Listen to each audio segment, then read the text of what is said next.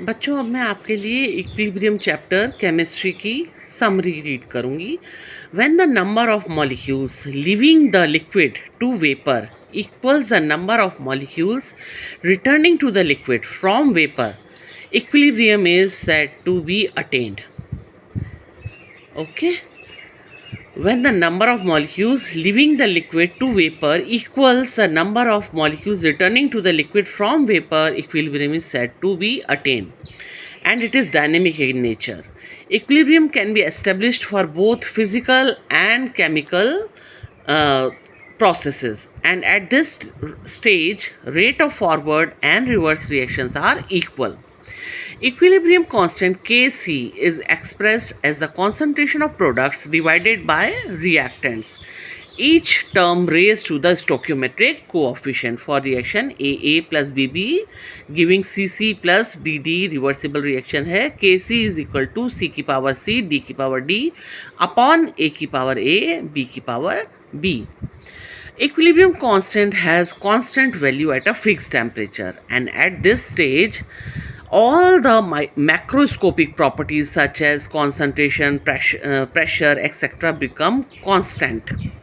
For a gaseous reaction, equilibrium constant is expressed as Kp and written by replacing concentration terms by partial pressures in Kc expression.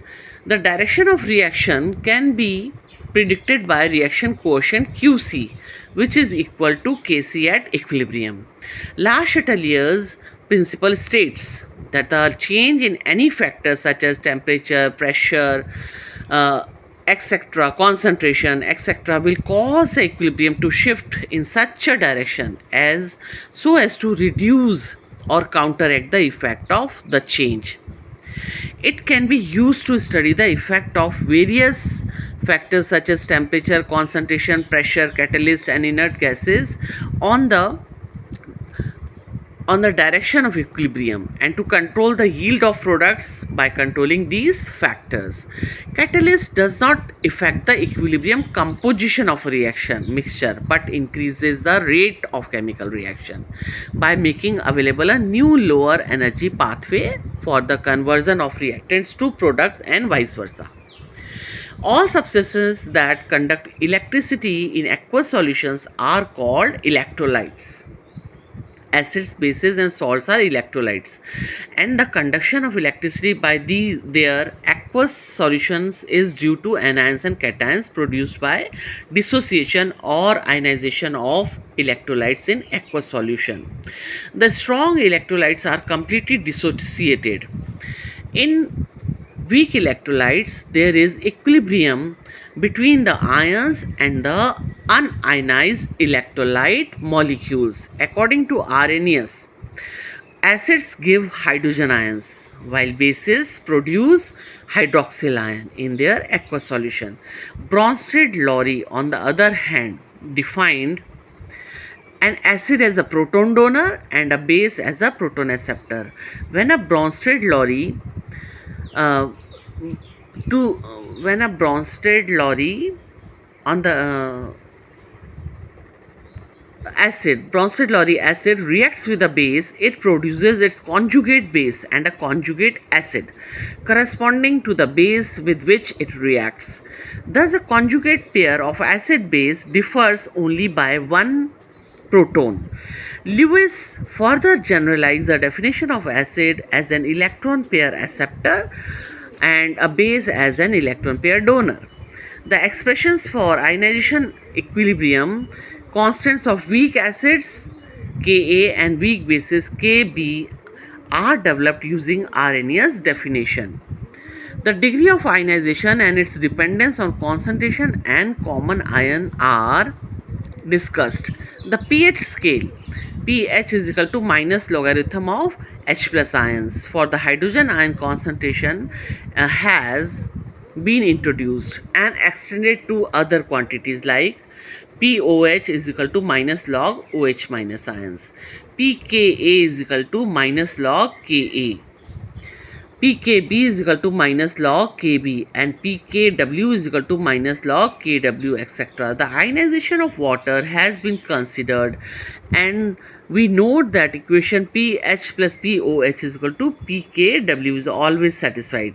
The salts of strong acid and weak base, weak acid and strong base, and weak acid and weak base undergo hydrolysis in aqueous solution. The definition of buffer solutions and their importance is discussed briefly.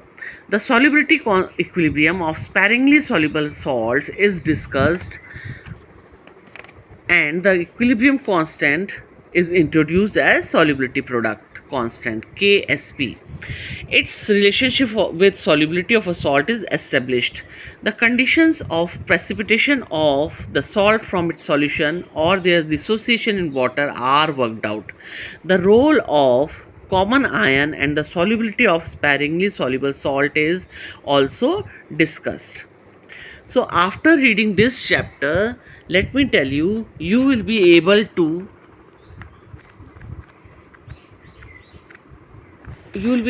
know, after studying this unit, you will be able to identify dynamic nature of equilibrium involved in physical and chemical processes. You will be knowing the state, you can state the law of equilibrium. You will explain characteristics of equilibria involved in physical and chemical processes. You will be able to write expressions for equilibrium constants. You will be able to establish a relationship between Kp and Kc. Explain various factors that affect the equilibrium state of a reaction. Classify substances as acids and or bases according to Arrhenius and Bronsted-Lowry and Lewis concept. Classify acid and bases as weak or strong in terms of their ionization constants. Explain the dependence of degree of ionization on concentration of the electrolyte and that of the common ion. Describe pH scale for representing hydrogen ion concentration. Explain ionization of water and its dual role as acid and base. Describe ionic product Kw and pKw for water. Appreciate use of buffer solutions. Calculate solubility product constant. So these are the objectives.